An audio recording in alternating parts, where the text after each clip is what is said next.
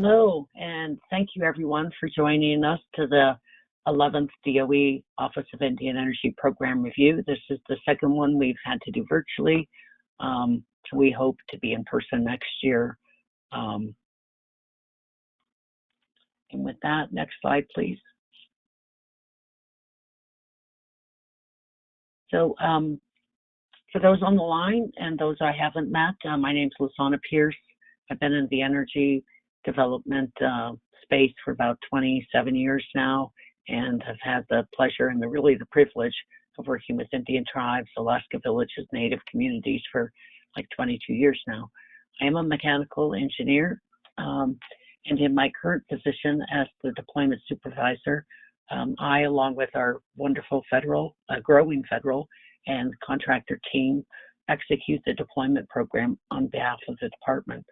The deployment program is a three-pronged approach, which includes financial assistance through competitive grants, technical assistance, which is provided to tribes and eligible tribal entities at no charge. This is assistance from subject matter experts, anywhere from planning, modeling, looking at resource options, technical and financial analysis, and so forth. Additionally, we have education and outreach component, which includes workshops, webinars. It also includes, maintaining the website and sending out email newsletters. I also manage the funding opportunity announcements and have acted as the project officer on many, many grants and agreements over the years. I oversee the laboratory partnerships as well as our other TA providers. So again, just wanted to say welcome and thank you again for having me. Next slide, please. So before we jump into the project presentation, let's go over some event details. Today's webinar is being recorded and will be made available on DOE's Office of Indian Energy Policy and Programs website in a couple of weeks. Copies of these slides as well as the recordings will be available, and everyone will receive a post-event email with the link to the page where those slides and recordings will be located. Because we are recording this, all phones have been muted, well, except for some that I hear in the background. We will be taking written questions throughout, so please submit your questions in the question box in the control panel, and we will have a Q&A session. Whoever's on, could you mute yourself, please? We will do the Q&A sessions at the end of the final presentation of the last session of this year's program review. And for presenters, again, stay muted and please be cognizant of your time so we have the opportunity for everyone to present. And with that, I'm going to pass it off to Josh Gregory to introduce himself as well as introduce the presentations we have. Thank you. Thanks, Luiseno. And welcome everyone to the 11th and final session of the 2021 Virtual DOE Office of Indian Energy Program Review. I'm Josh Gregory. I'm a recent addition to the Office of Indian Energy, having had the privilege of joining the team this September as a project officer and engineer. And before joining the group, I worked with the Bureau of Indian Affairs Division of Energy and Mineral Development. I was there for the past 6 years as a mechanical engineer in their renewable energy branch, and I worked with tribes on energy development planning and identifying sustainable energy development options through the tribal energy grant programs there. It truly is an honor to be a part of the Indian Energy Group, and certainly to be able to continue working with all these great nations, villages, and communities on such a crucial foundation that energy development is. So thanks for having me. Thanks for working with me. Next slide, please. Thanks. The program review is a reporting requirement for all grant recipients of DOE Office of Indian Energy funding, and it's really intended to provide annual project updates, to share successes and lessons learned, and as many of you know, it's a great opportunity to network when in person. Next slide, please. Thanks. So to start session 11 off, we're going to hear from Kevin Davidson, the Planning and Economic Development Director with the Hualapai Indian Tribe in Arizona. Kevin's going to be presenting the Grand Canyon West Microgrid project. Next, Jerry Halber, Energy Manager with the Forest County Pottawatomie community in Wisconsin, is going to present on 3 projects happening in the community. Jerry's going to tell us about the energy efficiency measures and solar PV system installation at their new community center, their community scale solar PV project, and their project involving developing residential energy baselines, carrying out energy audits, and identifying energy efficiency targets. To finish off the project presentations, Jesse Nolan will be presenting on the Talavadini Nation solar project at the Rowdy Creek Fish Hatchery there in California. And after we hear from Kevin, Jerry, and Jesse about these great projects, we're going to open it up to Q&A. And then following the Q&A, we'll hear closing remarks to round out session 11 and conclude the 2021 virtual DOE Office of Indian Energy Program Review. All right, let's get started. So welcome, Kevin. It's all yours when you're ready. Okay, Josh. Hey, thank you for that nice introduction. Yeah, here we go. About 13 slides. Hualapai Tribe. Again, we're looking at a 1 megawatt solar project here on the reservation. And we have about a $3.69 million budget to make this thing happen. Next slide, please. A little introduction to the people of the Tall Pines. Hualapai date back probably over 2,000 years here in this part of the state of Arizona. This is the whole northwest quarter of the state was at one time under Hualapai lands, but 1883 they put the Hualapai on a small reservation about 1 million acres in size. You can kind of see the outline of the reservation there at the dip in the Colorado River. Again, we're just east of Lake Mead and Las Vegas and north of Phoenix and along Highway 93. Let's see what else we have here. Let's go to our next slide. Little introduction to the people of the Tall Pines. Again, we have about 1,300 people living on the reservation, average age about 31 years of age, and a number of people per household, and 25% of the adults do not have a high school degree. So we do have a question about equity and poverty here on the reservation. We're trying to fill the gap and lower our energy prices. Let's go to our next slide, please. Grand Canyon Resort, this is basically the primary engine for the tribe's economic development, and it's basically the dollars coming from Grand Canyon West help the tribe out in terms of its public works facilities and the health department and the like. We've had a big hit with the pandemic last year, and this year there's been a rebound, but we're still around about maybe 65% of a typical year at Grand Canyon West. And our revenue is down a bit, of course. So we did apply to DOE, and again, early in 2020. We pled a hardship case, I think, in August of last year, and we received that request. So now the grant split is a 90-10, not a 50-50 match. So we are grateful to DOE to give us that to help us out with this solar project. So let's go to our next slide, please. The summary here.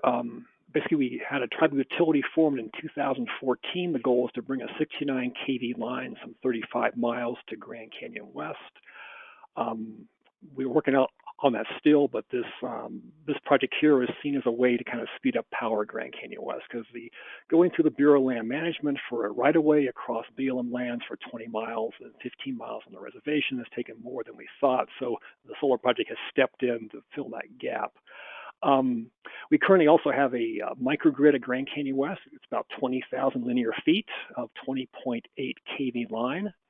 And we are also, that is energized by 3 Cat 725s, which are extending their life with overhauls and the like at a tune of $100,000 a year or more to maintain the system, which is now 7 years old. So we're desperate in need to augment that and reduce our cost. And as diesel increases, so does the cost of the operation. So the solar should reduce our levelized cost of energy down to a more reasonable number of like below 50 cents per hour. So that's probably not on a slide, but our goal again is to build a one megawatt with 750 kW of cranking power on the batteries, 1,500 kilowatt hours of battery backup storage.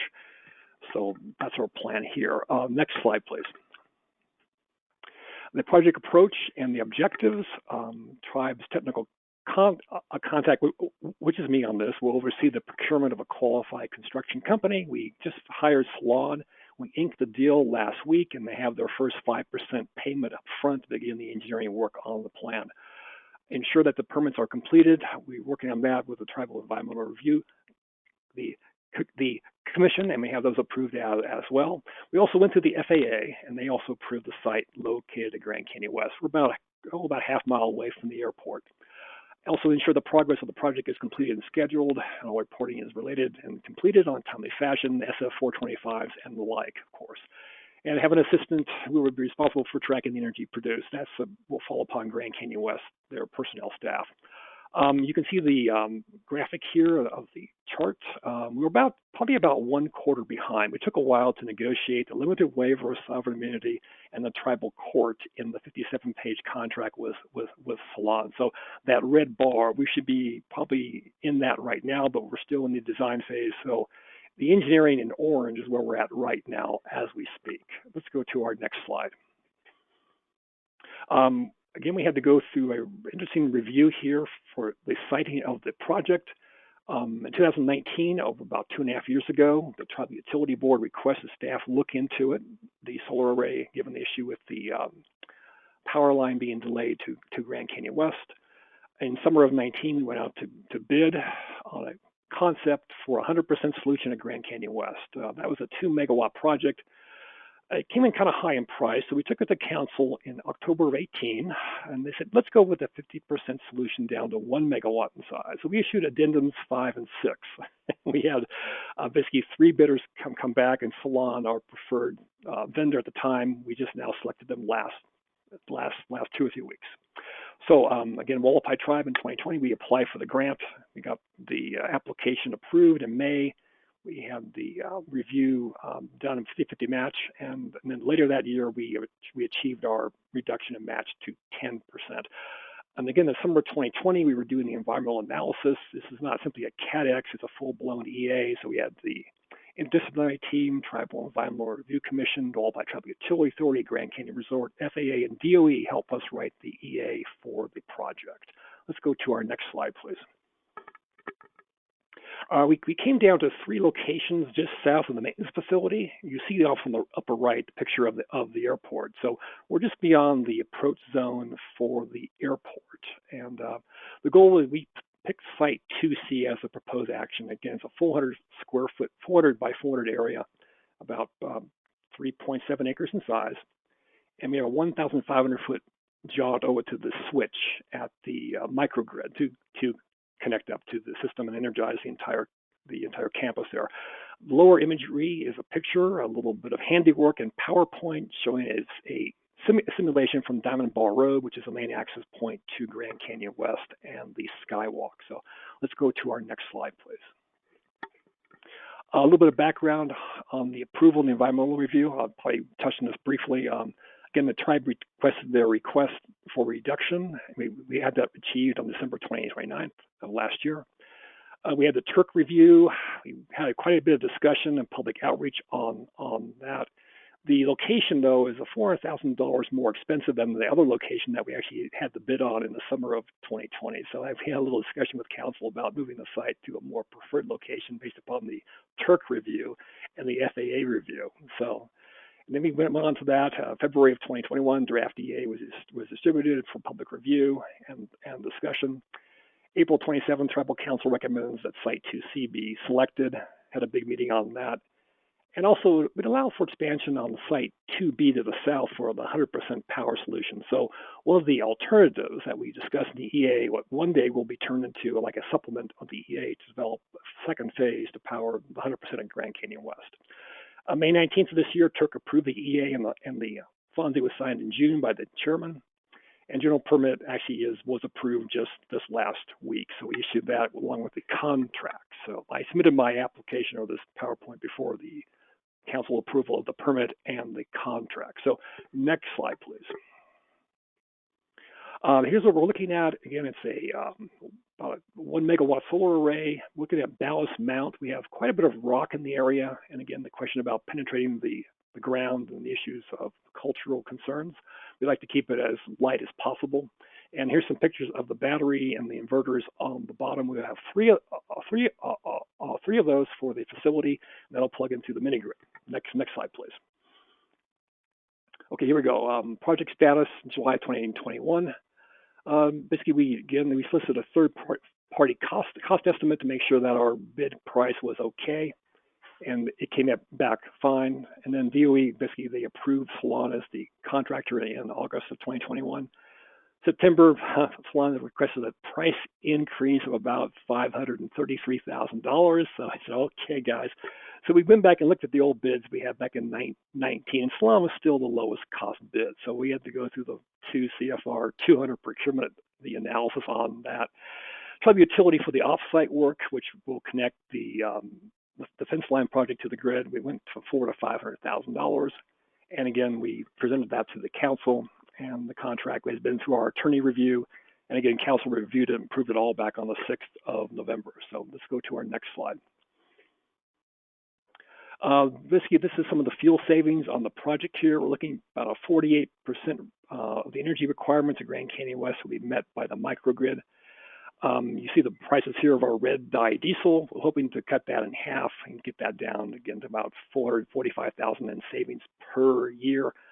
Wallapai River will recover its $1.26 million investment. That's the all-in match in about 35 months based upon a diesel fuel price that's at today's prices. Let's go to our next slide, please. And of course, the next steps, commence the engineering work. I have on my desk the pay application for 5% or $159,000. I'm about to write that to our finance department and have that check sent out in the next week or so. And the big thing we learned was the patience. If you saw the Gantt chart going back to April of 19, it's taken a lot to get to this point. So, and Lozada and probably Jamie and Tweedy can attest to that as well. So hopefully by next program review, we'll have a project that's operational, and I can send you a nice video of our project. So that's my presentation.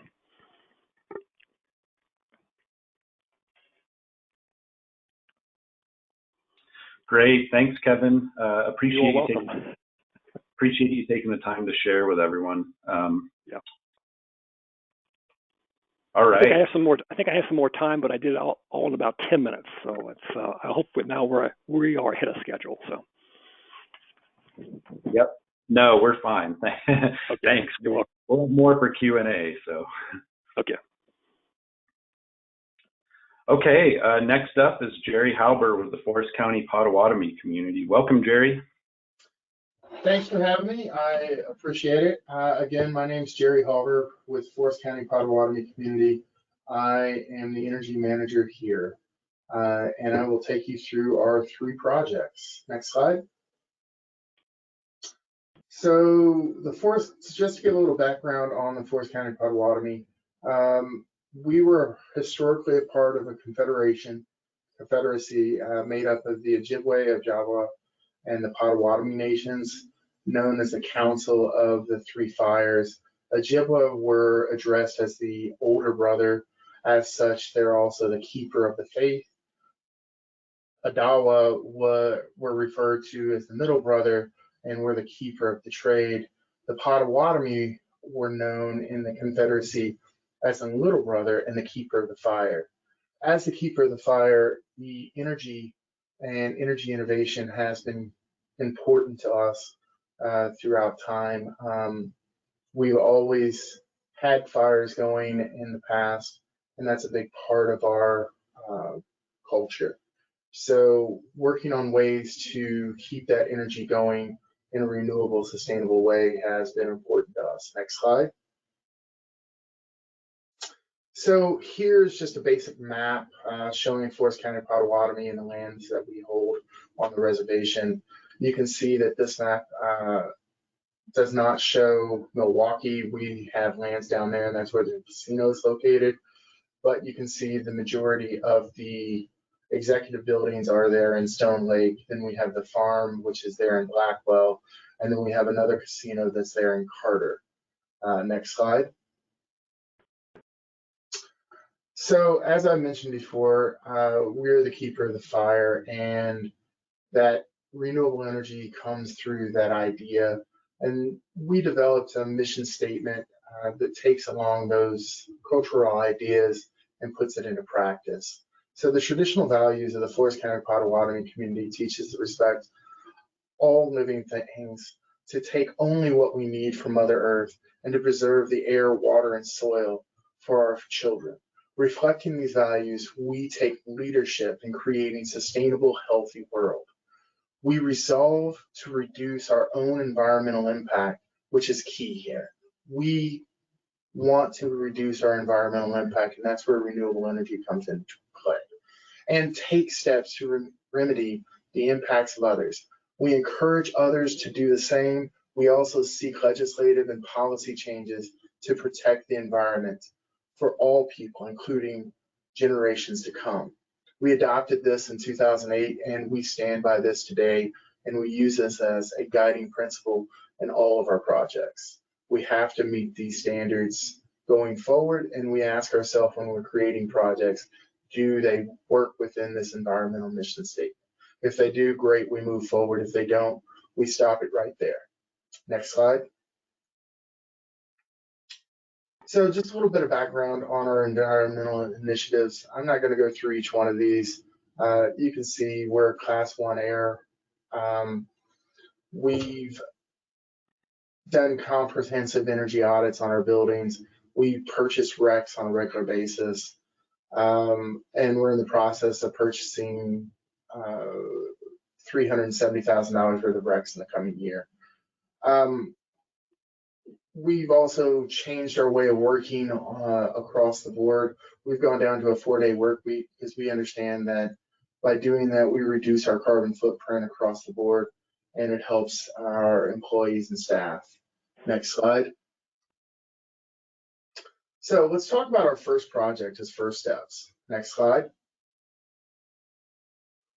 So First Steps is a project that is to gather the usage baseline of residential housing on the reservation and identify significant energy efficiency options. The overall energy consumption by 15%. There's approximately 250 homes on the reservation. The goal was originally to conduct 115 to 130 energy audits, gather the energy usage data from those homes, conduct home energy audits in the homes, present those home energy audits to the tribal members, and help the tribal members implement those energy audits or the suggestions of those energy audits. Next slide. Here you can see where a home energy audit is being conducted with a blower door test there in the middle of the screen. And then you can see the heat sensitive camera that's depicting where heat's being lost or transferred, blue being a colder area, whereas as it gets purple, it's a hotter area. And so you can see where the cold is coming in, or if it's in the summertime that you're doing this, you can see where the heat's coming in. So some successes. Currently, we have completed 117 home energy audits. 74 of those have been of tribal members' homes. 45 of those have been on rental properties. We currently have no audits outstanding. We've presented 100 of those audits to tribal members. We have 76 tribal members that are off reservation that are interested in audits, and we're looking at different ways that we can perform those audits, along with other tribal members' audits on reservations that have came forth and asked for the energy audits now. Next slide. So our next steps are pretty basic. We need to deliver the next presentations that we have outstanding, the 17, and then we need to begin closing out this grant. At the same time that we're closing out the grant, we are also looking for ways to implement those energy audits. So whether it be insulation in the attic or a new furnace or new windows, we're looking at ways to where we can help the homeowners and the tribal members to implement what was suggested in the energy audits. Next slide. So some challenges and lessons that we've learned from this project. One of the big challenges was the change in staffing. During the life cycle of this project, staff changed a number of times, which caused issues. We also underestimated the time it would take to get people signed up, and we underestimated the difficulty in entering that data into the computer system and getting our staff trained up and certified Also, the pandemic has really caused a problem with this project because it made it for an entire year where we couldn't conduct home energy audits because the tribe wouldn't allow us to go into the homes and those types of things. So those were some lessons that we learned, but it's been a good project. Moving forward, next slide. So other things that we learned from this project that we'll take forward going forward, and things that we've implemented within this project throughout the life cycle of the project, not just at the beginning and not in the middle, but throughout. So we've had community outreach throughout the whole entire process, and that has been instrumental in this project being successful. We've had informational meetings with tribal members, whether it be in my office or whether it be at door-to-door visits or at big community meeting events. But this community outreach has been the key to this project being successful. Next slide. So project findings, these project findings have been the same across the board. You know, almost all the homes have inadequate attic insulation. The windows or seals around the windows have gone bad. About 50% of the homes have programmable thermostats. However, they're not programmed and they're not using them and they don't care to use them. So I think there's an educational element there that we can, you know, get involved in the coming year. That's not going to cost a whole lot of money, if any money at all, and really make a difference, because those programmable thermostats can make a real difference. There's also the box sill insulation. Just insulation in general is really bad in most of the homes. But those findings are consistent across all the homes that we've been in. Next slide. So, like I said, accomplishments that we've had. We have been able to conduct 117 home energy audits. We have been able to try to leverage some financing opportunities to come in and do some of the suggested implementation of the energy audits. And we're continuing looking for different grant opportunities or other funding opportunities that we would like to go in, as I've said before, to implement everything that's been suggested within the energy audit and bring the homes up to an energy standard. Next slide. So, you know, there's been some modifications to this project throughout time.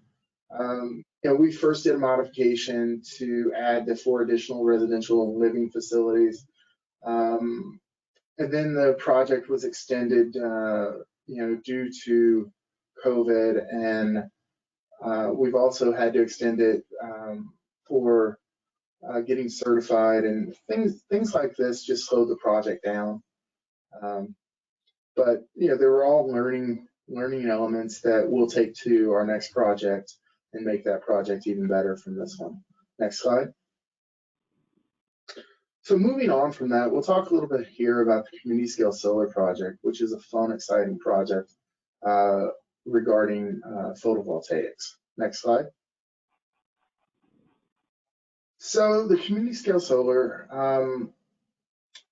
Forest County Pottawatomie has a great deal of experience installing solar. We've got installed a little over 2 megawatts behind the meter. On the reservation, almost every government building has solar, and that solar takes up anywhere between 17 to 99% of the needs of the building. The new grant is going to install about 1 megawatt to 1.1 megawatts of solar across 8 different facilities. That's subject to change right now. We've got it narrowed down to where it's definitely going to be on 7, but it could expand, as I'll explain later. Next slide. So there has been some changes in the sites. New sites were added to absorb the 200 kW that was going to be put at the biodigester facility. and it's been placed at the Carter C store in the Stone Lake Wastewater Treatment Facility. And then also other sites were enlarged. There's some regulatory challenges in Milwaukee with zoning that's caused us to have to move to 334 kW from Milwaukee to up north in Forest County. We're currently in the process of working through that process, as that only happened, I believe it was last month. So we're trying to figure out where we're going to put that additional kW. And we're trying to work with the contractor to move that kW at a reasonable price. Next slide. So here you can see the breakdown of each of the sites. You can see from the original project and what it was geared up to be to how the project has changed over time and where things are today. Currently, we're thinking of putting the additional 300 kW, which will translate into about 130 kW is what's being suggested right now, but we're in negotiations with the contractor regarding that. It would be transferred to the ground mount casino, the aquaponics, and the possibly the Carter C store, we're also looking at the Stone Lake wastewater as a possibility. Next slide. So initially, when this project first began, we were looking at ways that we could take advantage of the ITC, the investment tax credit, and we were going to do a partnership model. However, there's been some legal changes here in Wisconsin, and this approach has changed based on the regulatory restrictions and the legal challenges within Wisconsin. Basically, the Supreme Court is in the process of deciding whether it's going to be legal or not, and whether they're going to allow it going forward. But it's stopped any partnerships like this right now for what we're expecting the next 3 to 4 years. Next slide. So recent steps, we developed an RFP for the solar installer, circulated that in 2019. The contract was selected. Installation are planned and approved with minor modifications. NEPA review is completed with the exception of one location. Interconnection agreements are submitted. Site-specific permits have been applied for. Next slide. So here you can see on the very top is the church that has been a little over 9 kW that's been installed.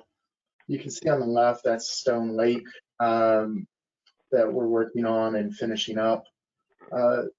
So the goals with this project, as I said before, is about 1.1 megawatt of solar generation over 8 sites. We're hoping to offset the energy cost at those sites between 4.2 and 99%. This focus is on the tribe's goal of achieving 100% carbon neutrality. Next slide. So some real successes.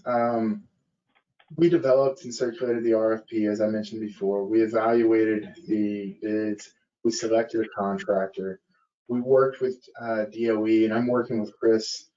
Sometimes it seems like on a daily basis. I hope he doesn't get tired of me because he is a godsend with this project. And we've developed and signed the contract. We've completed site designs. We're trying to modify those now to move the KW that we've had going down in Milwaukee. And we've begun construction in September, and we have the church, which is about 98% completed. Stone Lake is about 85% completed. Carter wastewater is about 90% completed, and the C store is about 20% completed. So we're really moving forward, pushing hard at it, and we're having good results. By the way, these are two photos. The one on the left is the Stone Lake, the Carter wastewater treatment, and the one on the right is Stone Lake. So next slide. So the next steps, as I've talked about, we're working with the contractor on a regular basis, trying to figure out what we're going to do with the additional solar sites and how we're going to incorporate that. We're working with the subcontractors as well and making sure that everybody's involved in the process and everybody's on board. Next slide.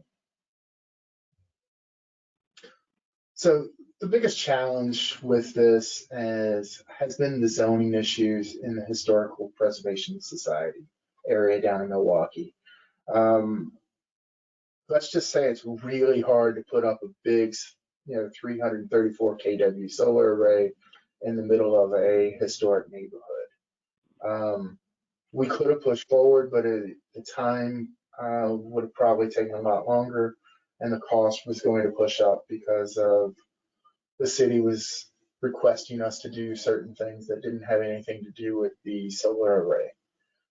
As you can see here, this is where the solar array was planned. It's just an open field, but you do have houses on two sides of it, and then the campus is there.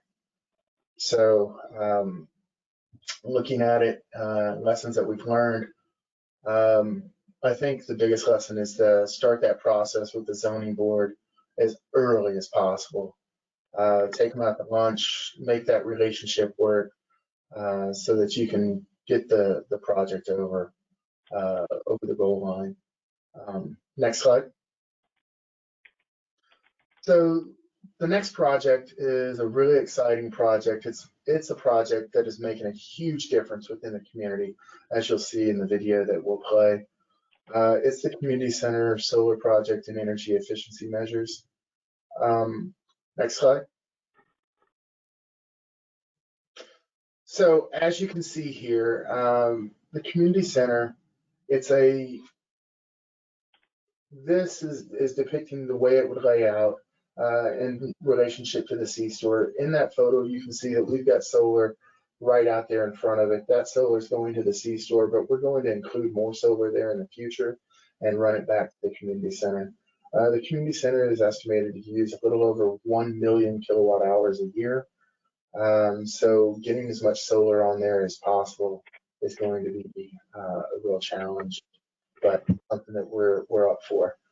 You can see where this is located within in relationship to Crandon in northern Wisconsin. Next slide. So the project goals are pretty straightforward. Based on the tribe's environmental mission statement, which drives all of our decision making, the tribe set a specific project goal for option selections to minimize the building energy demand, pay for itself over the lifespan, and be technologically deployable within the construction timeline, and be grant eligible. In addition, any renewable energy generation system selected had to preserve the landscape and must not discourage tribal members from visiting the community center. Next slide. So as you can see here, you can see the EEMs and how they break down from the differences in cost for the windows, the roof insulation, the slab insulation, the boilers, what those costs were, and what the estimated savings will be. So for that, $570,000 investment over a 30-year span, we'll save $2.7 million. And you can see some of those payback periods are as little as 1 year. Some of them go up a little higher, but on the average, it's 8 years across the board. So next slide.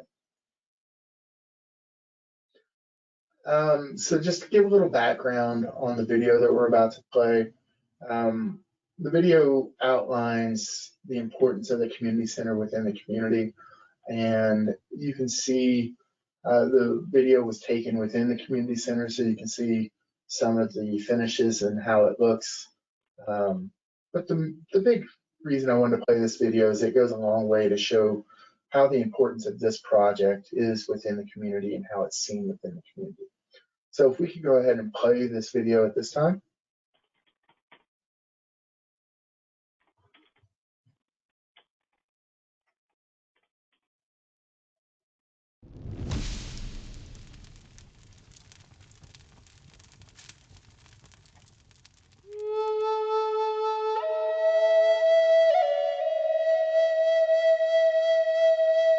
When I became chairman,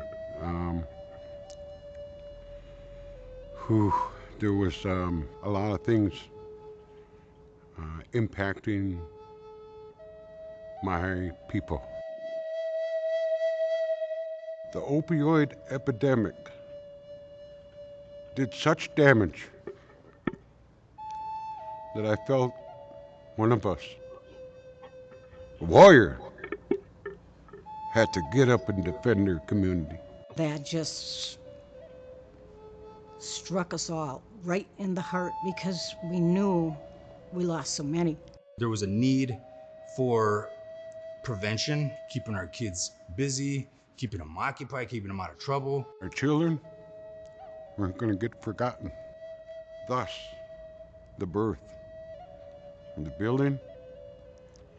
And let's go all out for our kids.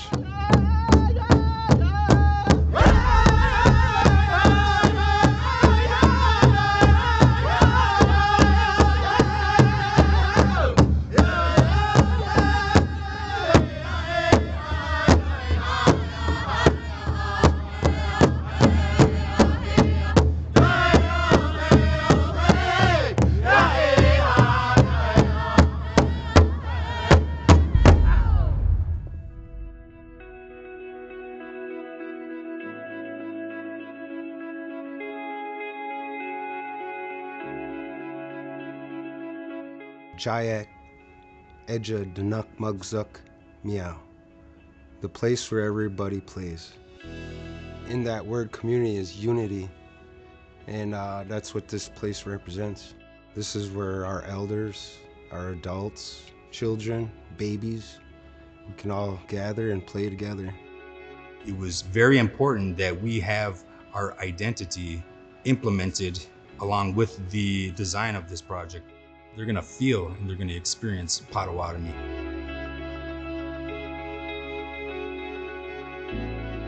If you go way up in the air and look at it, first of all, it's designed like an eagle.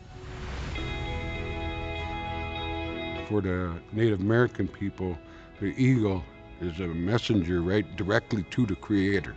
That was our start. And when you start things that way and you base it on culture, there's no other way to go. We will have everything here identified in our language.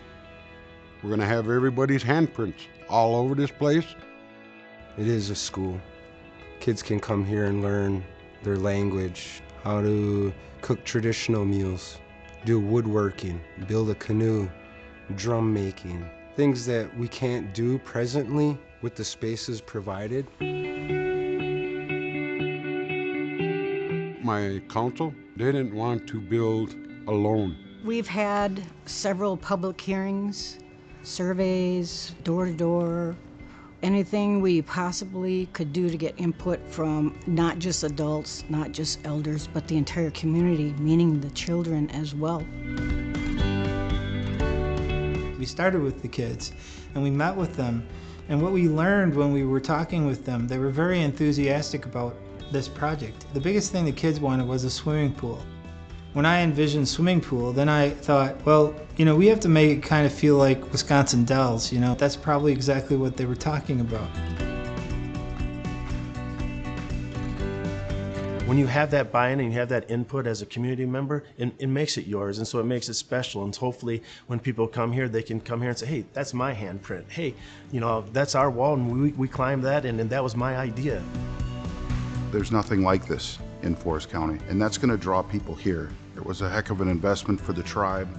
The way I really see it is an investment in our people and in our community. This offers everything from lifting weights to running on ellipticals to swimming to having full team practices. I've coached the Team Wisconsin Indigenous teams to go and play in the Indigenous games, and this is going to give us an opportunity to really train our kids from a very young age. We are promoting health. We are growing and we are flourishing right here in Forest County, Pottawatomie, and we are extending that open door for the greater communities to come here and join us. It's an opportunity, another source of revenue for the tribe. Gym memberships or for tournaments. When you're talking about the field house holding upwards of almost 1,000 people, powwows, concerts. It's going to provide jobs for not only tribal members, but also the community as a whole. As an elder, as a woman, as a veteran, when I walk in here, I see unity in our community where we could all get together. My people are about to experience another level of happiness, healing, like they've never seen here before. This facility is to take care of the mind, the body, spiritually, emotionally. When you do things the right way, you get the right results. And when you create a place that allows people the ability to work on themselves, it has good end results. This all started with an offering and a prayer to my Creator that He helped me stop all the death. And when I walk in, my thanks goes up there, and I tell Him, you did, thanks so much. I can't wait to see what our kids can do, and I am happy for the next generations to come.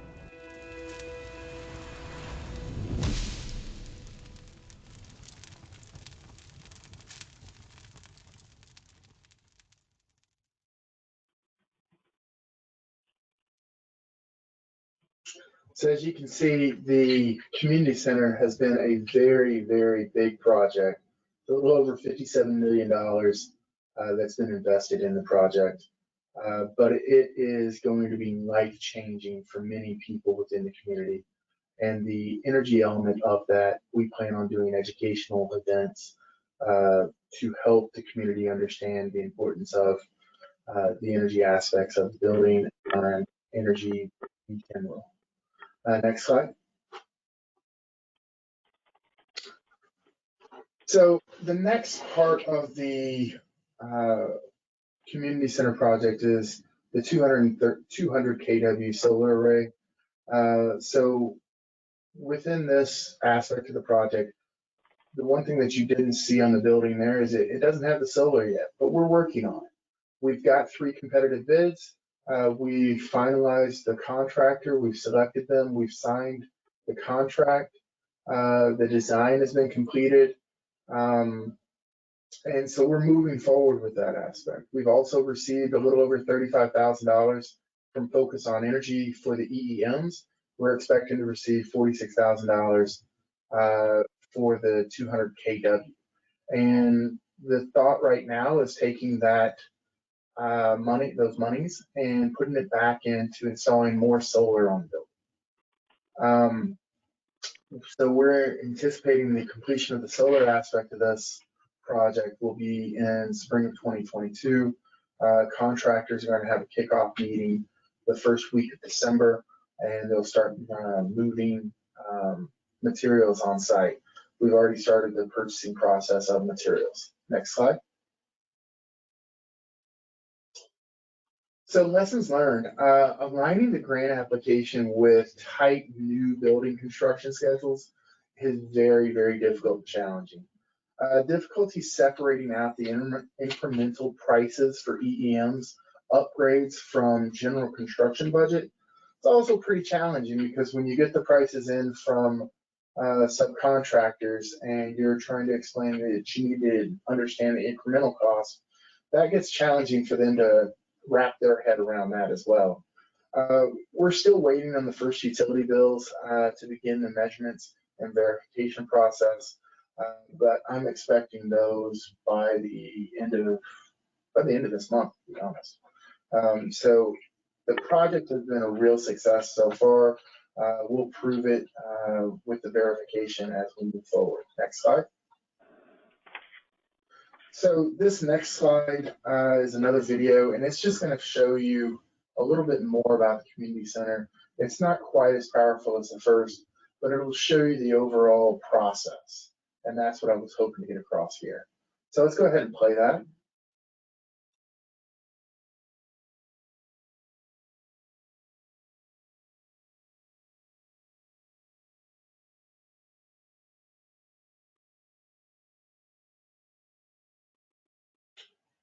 So I think you can hear me with this. As you can see, this is a time lapse starting from the very beginning, and you'll see the whole entire process of the construction of the building and coming out of the ground and what it takes to put this type of building up into place.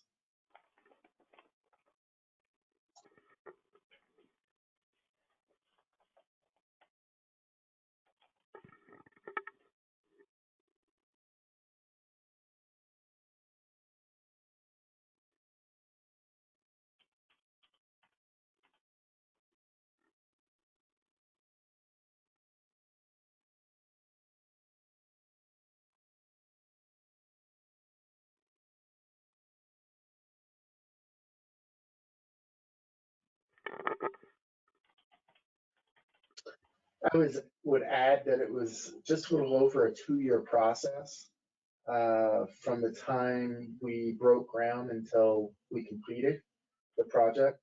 And you can see the finished result is absolutely exquisite. It's beautiful, and it's making a real difference within the community. It's also state of the art when it comes to heating and cooling, and there's nothing to rival it within 100 miles of here. Next slide. So that's going to end my presentation.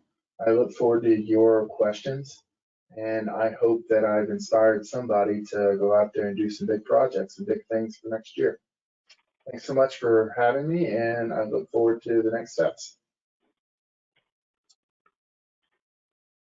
Great, thanks, Jerry. Appreciate you taking the time to share the project details with us, and certainly those videos. It's an awesome community center all around. Just a quick reminder for everyone, if anyone has any questions, you can submit those at any time by clicking on the question button located in the webinar control box on your screen. Just typing your question, and we'll address those during the Q&A at the end of the presentations. Okay, next up, we'll hear about the solar project at the Rowdy Creek Fish Hatchery. Welcome, Jesse. Hi, everybody. My name is Jesse Nolan, and I'm a tribal resource specialist in the Talavadini Nation's Natural Resource Department. Today, I'm going to be presenting our DOE project titled Renewable Solar Energy at Rowdy Creek Fish Hatchery. I'd like to start off with a little bit of background information about the Talavadini Nation and the Rowdy Creek Fish Hatchery. Next slide, please. The Talavadini Nation, which we refer to as TDN for short, was formerly known as the Smith River Rancheria. The nation is a federally recognized and self-governing tribe of Talavadini people.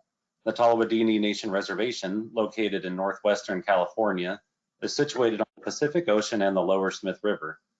On June 1st, 2017, the elected 7-person TDN Tribal Council adopted a motion to accept the following mission statement as a guiding principle for TDN's 2018 to 2022 strategic plan. Quote, to exert and protect the inherent sovereignty endowed upon the Talavadini Nation to promote our tribal identity and the well-being of our people, community, and environment by building a strong foundation, managing resources, and perpetuating our cultural lifeways and legacy. Next slide, please. Here's a map showing the TDN's Aboriginal territory, or Talavadun, which stretches along the Pacific coast from Wilson Creek in Delnar County, California, north to the Sixes River in Oregon, east to the Applegate River drainage, and west to the sea stacks off the coast. TDN's reservation is characterized by a fragmented patchwork of land parcels within California's Delnar County and has increased in size from 4 acres to almost 900 acres since the 1980s. Next slide, please. This collage shows some of the traditional foods that are and have been staples of the tribal diet for the Talavadini people. Given that the ancestral lands fronted both fresh and salt water, the diet includes many species of fish, shellfish, and other invertebrates. Salmon, steelhead, and lamprey were harvested from the river, while surf smelt, crab, and clams were part of the ocean's bounty. Next slide, please. The nation's Nunust Eta Natural Resource Department houses the primary scientific data collectors and technical advisors for issues and management decisions pertaining to TDN's trust resources within the Talavadini, or Aboriginal territory. This includes monitoring and management of water quality, terrestrial and aquatic habitats, fisheries, wildlife, and marine resources. Within the Natural Resource Department, the Fisheries program is tasked with monitoring the anadromous fish populations within the Smith River, as well as overseeing operations at Rowdy Creek Fish Hatchery. Next slide, please. The Rowdy Creek Fish Hatchery was constructed in the early 1970s by an ambitious group of local Kiwanis who were concerned by a perceived decline in the river's fisheries following catastrophic flooding that occurred in 1964. The first hatchery Chinook plants were made in 1973, and the first hatchery steelhead plants were made in 1983. Numbers of fish produced have fluctuated through the years, but the hatchery has been producing fish continuously for 48 years. Rowdy Creek Fish Hatchery operates as one of only 2 private nonprofit hatcheries in California. The hatchery is operated by a collaboration between the Talavadini Nation and the Rowdy Creek Fish Hatchery Board of Directors.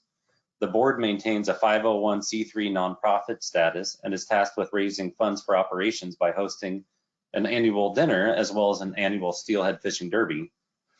The nation purchased the land and hatchery facilities in 2012, maintains a quorum on the hatchery board, and provides technical expertise as well as hands-on labor. Under TDN Tribal Resolution 10-12, Rowdy Creek Fish Hatchery was established as a tribal organization to promote tribal environmental stewardship, to support and promote the historical, customary, cultural, and economic practices of the tribe. TDN is working with funding and regulatory agencies to upgrade the 50-year-old hatchery facilities to provide volitional, juvenile, and adult fish passage and to improve water conservation. Rowdy Creek Fish Hatchery has 2 integrated hatchery programs that produce Chinook salmon and steelhead trout for tribal subsistence harvest to enhance recreational fishing opportunities in the Smith River and to stimulate tribal and county economic development, as well as to provide an avenue for environmental education to area schools and education to the general public. Next slide, please. The hatchery is located on Rowdy Creek, a major tributary of the Smith River. The hatchery property is adjacent to United States Highway 101, the major north-south artery for traffic in coastal Northern California and Western Oregon. The hatchery in non-COVID times is a popular stop for tourists as they travel through the area. Compared to state and federal hatcheries that produce millions of juvenile salmonids, ours is a relatively small operation that currently produces less than 100,000 juveniles per year. Next slide, please. The hatchery supplies salmon for Salmon in the Classroom curriculum for local schools. Eggs and special aquariums outfitted with chillers to keep the water cool are supplied to participating classes. Kids learn about the salmon life cycle and get to watch as the eggs hatch into juvenile fish. The kids then take a field trip to the river where fish are released. The hatchery, being a nonprofit, has a tight budget, a large part of which was needed to pay the electric bill. The annual electric bill fluctuates in tandem with the numbers of fish that are produced at the hatchery, but averages approximately $15,000 to $30,000 per year. Installation of a solar system offers a reduction in operational costs incurred at the hatchery while also making the hatchery a better environmental steward. Next slide, please. These are just a couple pictures of operations at our fish hatchery. Next slide, please. Finally, onto our project itself. The nation, in partnership with the Rowdy Creek Fish Hatchery Board of Directors, using a grant from DOE's Office of Indian Energy, proposed to outfit the hatchery with a solar system capable of producing up to 113.4 kilowatts DC, which is 80% of the hatchery's power needs.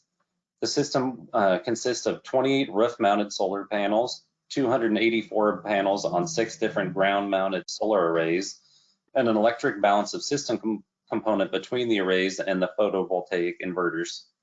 After project completion, landscaping would be used to impede vegetative growth beneath the arrays and also to minimize potential sediment transport in runoff due to the land disturbance caused by the project.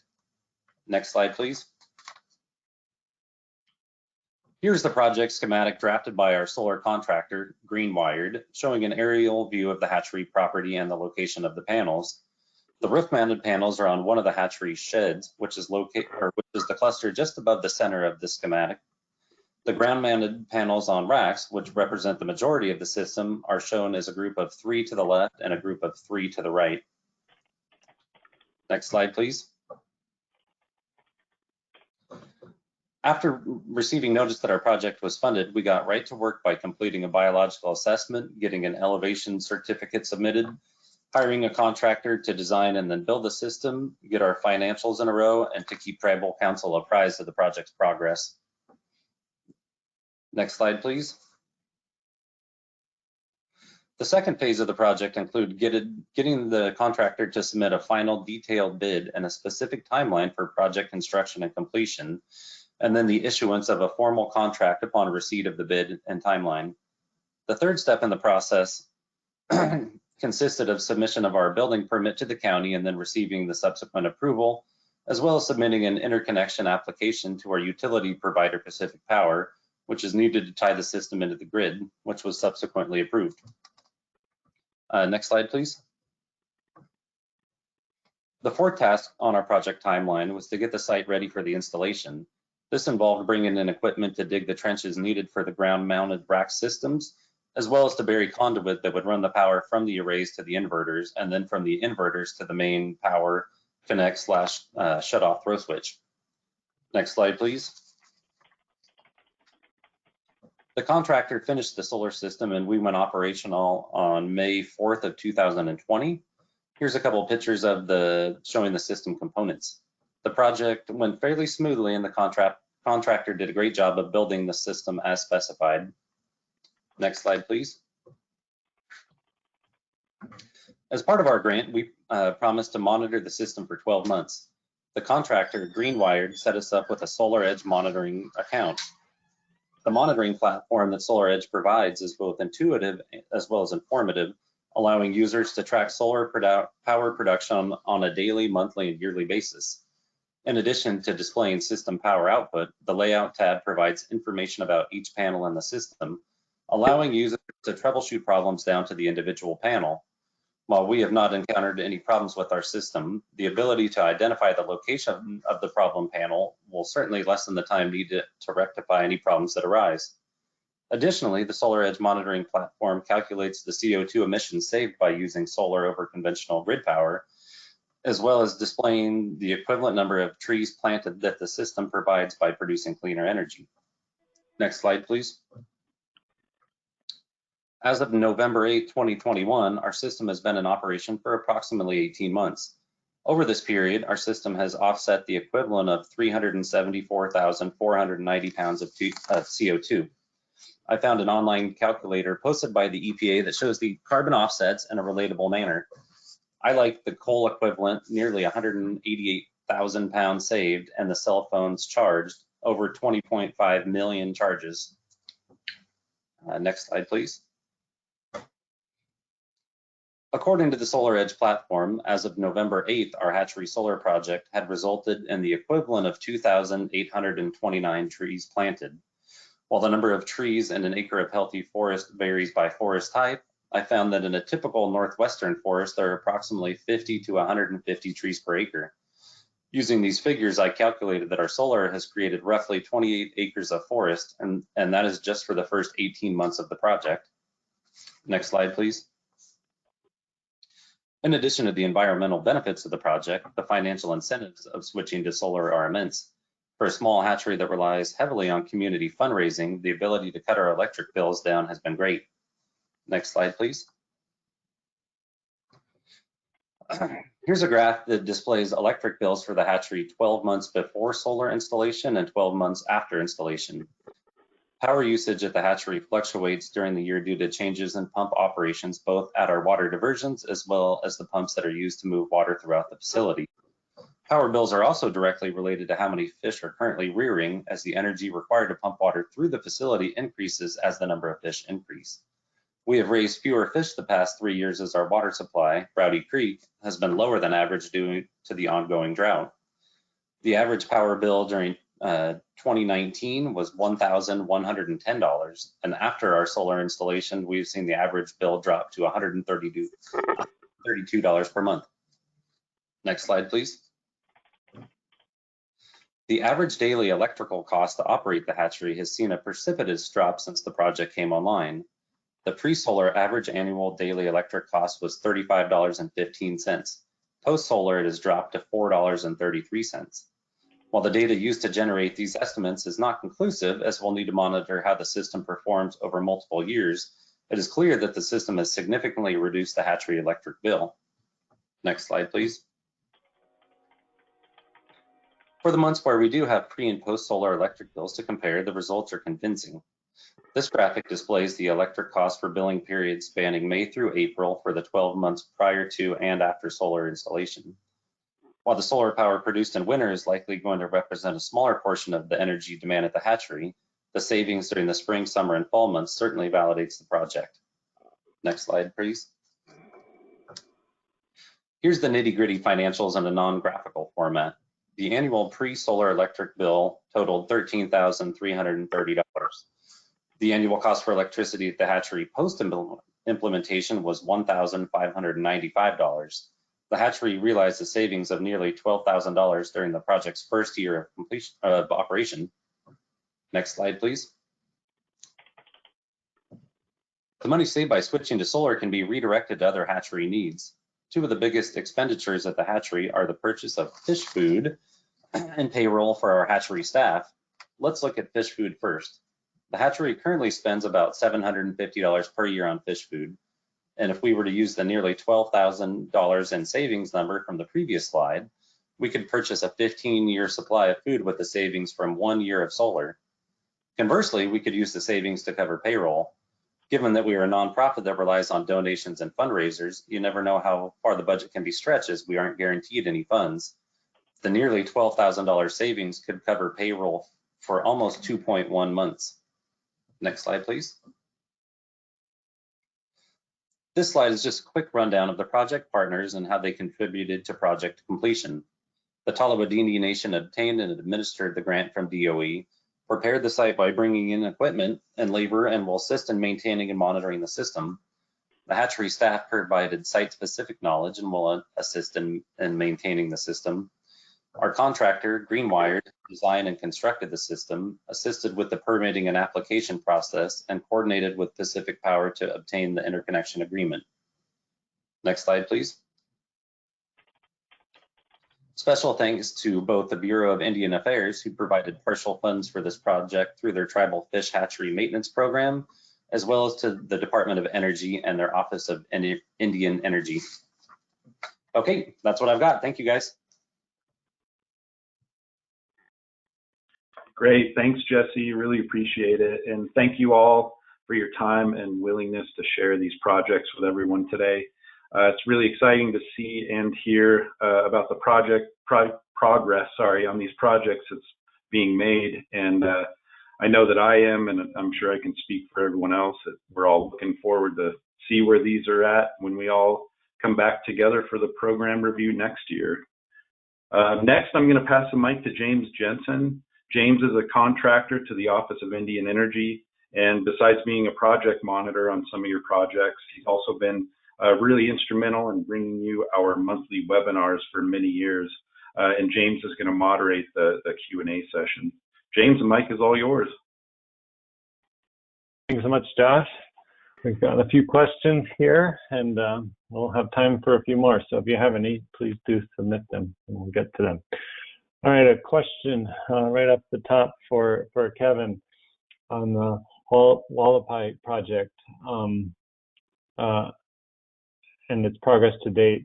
As you think back on it, is there anything you could do on the next project to reduce the significant delays this project has had and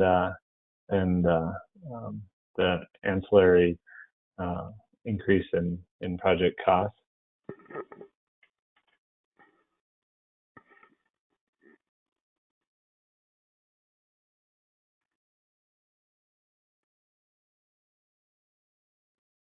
Kevin, are you there? You might be on mute. Oh, I'm sorry. Was that question to me? I thought that was my question, but the question to Kevin. So, project delay and ancillary costs. Yeah, I don't know. We spent on this project about 30 months to date. We'd like to do phase two. Phase two, we have to go out to a second bid.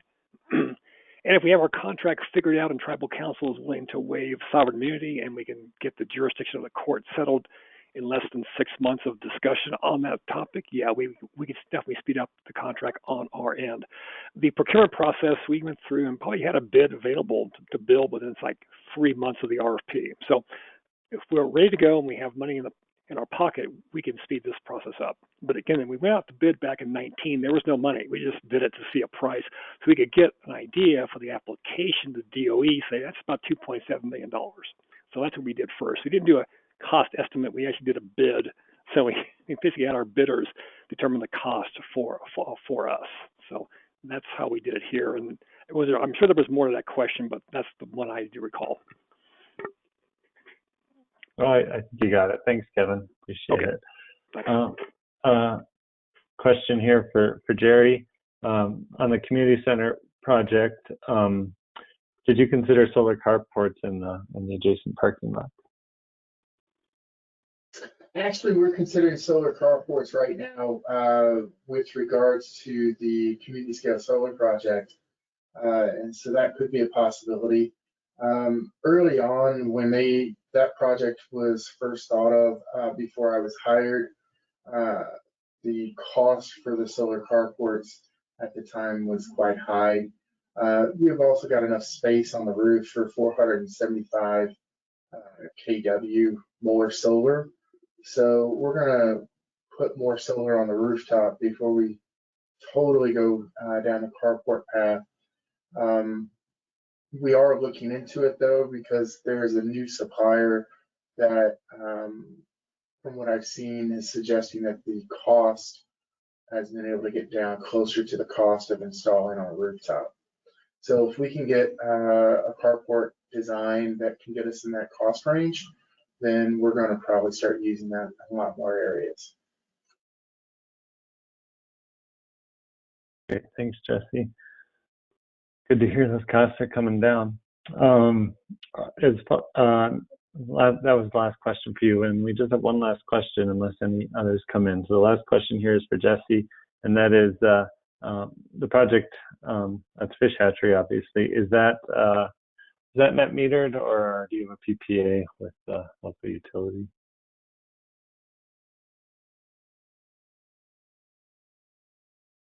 My understanding is it is net metered.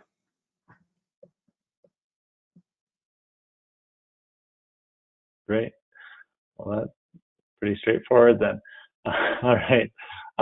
That's all we have for questions. So let me pass it back to Luiseno for any closing thoughts and wrapping up our not only this session but the whole program review.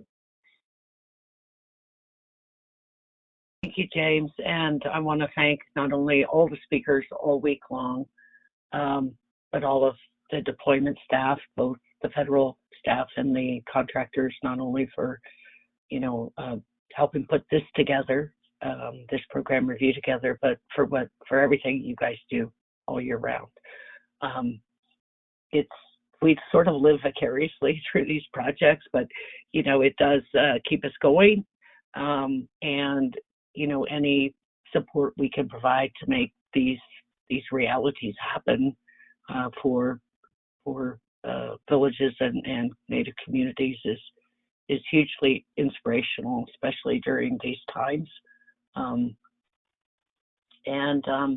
did want to, again, go over the fact that, we had the welcoming remarks from Director Wahala Johns, and a wonderful invocation from Bernadette Cuthair from Ute Not Ute on the first day, as well as introducing everyone to our growing small office and the deployment staff there. So again, I want to thank everybody for hanging, and for those who have stuck it out to the very end. we do hope that you are all safe, and we are really hopeful and looking forward to having this review in person next year. So again, thank you to the presenters, and thank you to the deployment team. And with that, I'll say goodbye. Thanks again. Thank you.